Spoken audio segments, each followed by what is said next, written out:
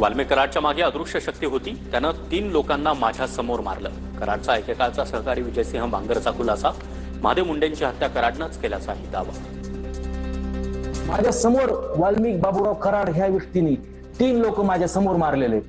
मी त्याच्यामध्ये एकामध्ये फिर्याद देणार आहे. ते व्यक्ती नाव म्हणजे महादेव मुंडे. ह्या प्रकरणात मला सर्व प्रकार माहिती आहे. हा कसा झालेला आहे, काय झालेला आहे.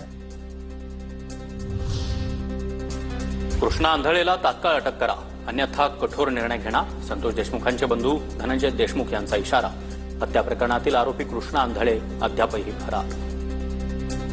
जो की मागच्या 204 दिवसापासून फरार आहे, त्या आरोपीला अजूनही पकडलं नाही.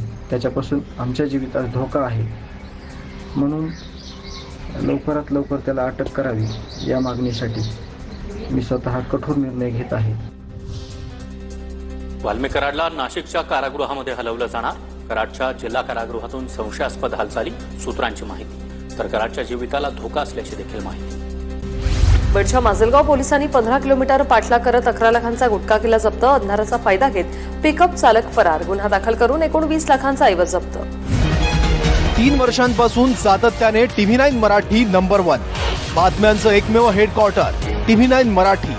आता DD फ्री डिशवर चॅनल क्रमांक 68 वर उपलब्ध. TV9 मराठी, एकमेव.